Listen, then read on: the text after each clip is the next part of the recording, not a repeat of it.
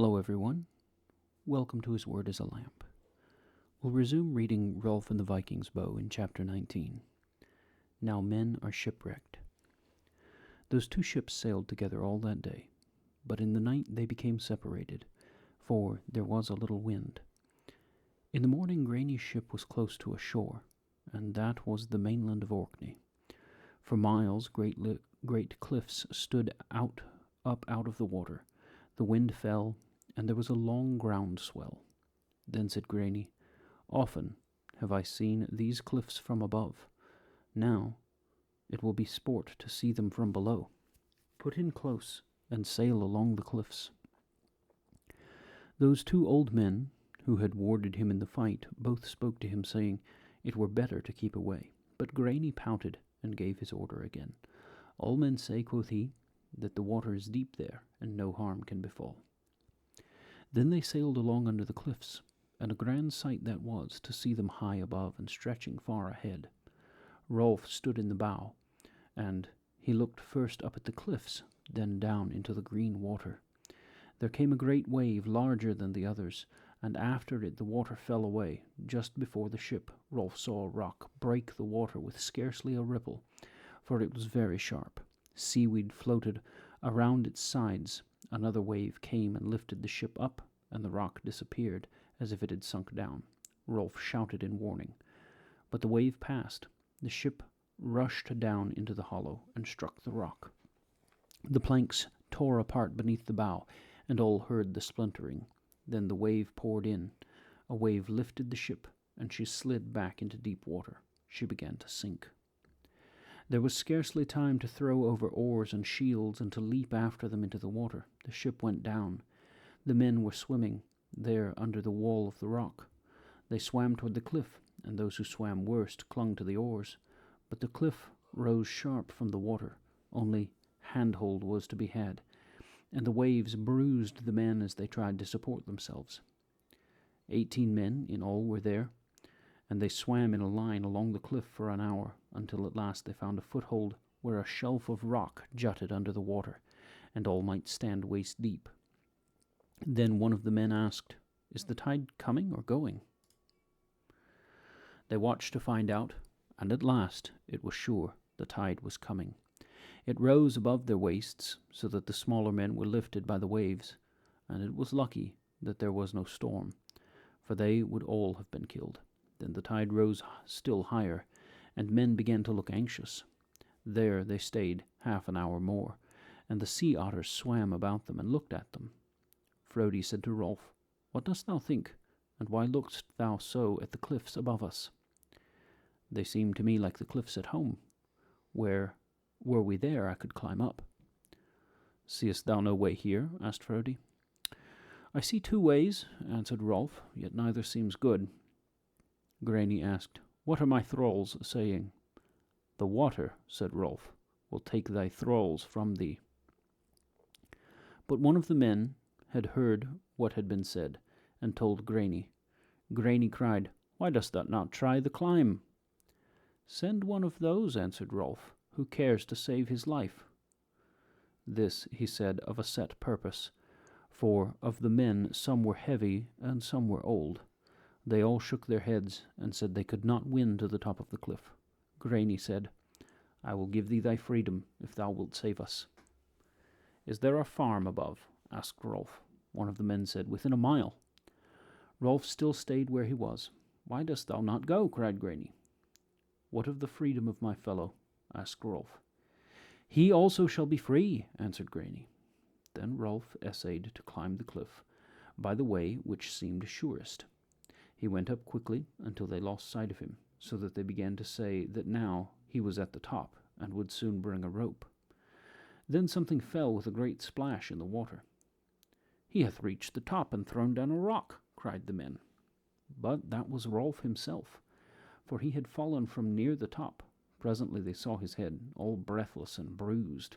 He swam to them and waited a while. Then he sought to climb by the other way, and that was more in sight of the others. Marvelous climbing, they agreed it was.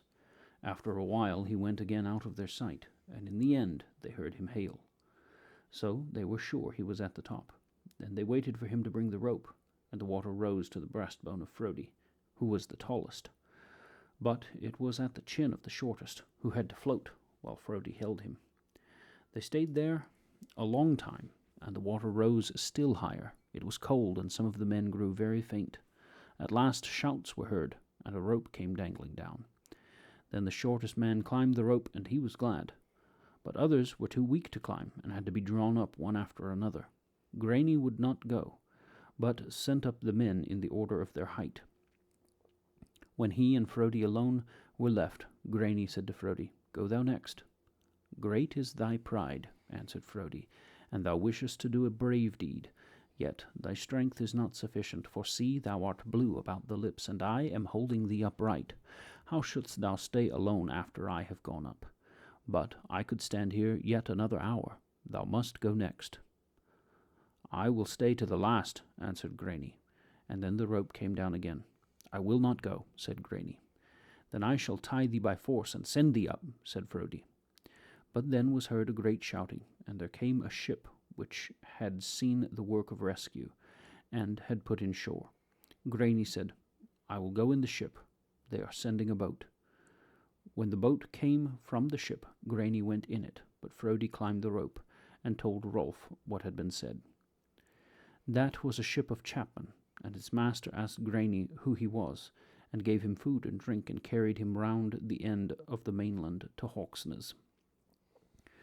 But those others, who had reached the top of the cliff, had no other way than to walk. 4 leagues they fared on foot, reaching Hawksness after nightfall. Meanwhile Granny spoke much with the shipmaster, and they grew very friendly. They came to Hawksness about the same time as the other men came from the moors, and they all walked up to the hall together. Rolf walks with Frodi, but the shipmaster goes with Granny and passes near them. The shipmaster sees them, but they do not mark him. Then the shipmaster pulls at Granny's sleeve and draws him aside. The shipmaster asked, "Those 2 who walk there, are they thralls?" Granny said so. Then the shipmaster said, "Didst thou say thou wouldst set them free?" "Aye," answered Granny. "It hath come to my mind," said the other, "that they did not save thee, but I did. Moreover, there was no need for climbing the cliff, for I should have been able to save ye all." "That is true," said Granny. "Now," quoth the shipmaster, "thou art very reckless of thy possessions if thou settest those thralls free." "Truly," answered Granny, "I will not free them." When they reached the hall, Sweyn had arrived before them, and the booty of the Vikings lay in the hall, but Ar was waiting anxiously for his foster son, and welcomed him gladly. Then a true tale was required of all that had happened. Granny told each thing as it had come about. When he told of his thralls, Ar said, "Since those 2 are Icelanders, who are close to us by ties of blood, it were better to have them set free." "Thou didst not reserve any save Orkneymen," answered Granny. Then he told of the wreck and the rescue. Said Ar, "So those 2 have their freedom in the end?" Granny called Rolf and Frodi to the dais. "Thou didst not save my life," said he. "That is true," answered Rolf. "Moreover," quoth Granny, "the ship would have saved us all." "That is also true," said Rolf. "Therefore I see no reason," said Granny next, "why I should set thee free." Rolf and Frodi answered nothing. "See," said Granny to Ar, "they make no objection, therefore I shall keep them as thralls. But I will give each of them what he cares to choose from the spoil, if thou permit." Then permission was given, and the spoil of the Vikings was spread out there before the dais. There were fine things of many kinds, but Rolf put the gold and silver by, and took only a cloak. Then said Granny, "Choose again." Rolf took a belt. "Choose again," repeated Granny. Rolf took a short sword. "Choose yet again," cried Granny. But Rolf would take nothing more, and Frodi took naught but a cloak and a whittle. "A strange pair are ye," quoth Granny. But Ar called them to him, and asked them why they had chosen so little. "We take only our own," answered Rolf. "Sea-worn cloaks and weapons," said Ar. "Are they dear to ye?" "His mother," said Frodi, "made me my cloak, but the whittle belonged to my father." "And thy things?" asked Ar of Rolf. "Who gave them to thee?" "Snorri the priest," answered Rolf, gave me the cloak, and burning Flosi gave the belt. But if ye do not know these names, I know them both, said Sweyn, the sea captain. But who gave the sword? Cary, Solmund's son, answered Rolf, and that name thou shouldst know best of all. Sweyn cried, I know the man himself, for he is an Orkneyman by birth, tribute taker under Earl Sigurd, and of great fame. Now tell us the story why he gave thee the sword. But Rolf would tell nothing. Then Sweyn offered to buy Rolf of Graney, but he puffed out his lips and would not sell his thrall. So nothing came of that rescue by Rolf, save to give him a name among the Orkneyingers. Now all men sit down for the evening meal. That shipmaster wishes to leave the hall, saying he must look to his ship, but Graney will not let him go. Then Frodi sees him, and pushes Rolf in the side. Says Frodi, Men said your uncle was dead. So they did, answers Rolf. But he does not attend, and falls to brooding. So Frodi says that again. Rolf asks him why. Who sits by the dais? Asked Frodi. Rolf looked on that shipmaster, and it was his father's brother, Kirtan.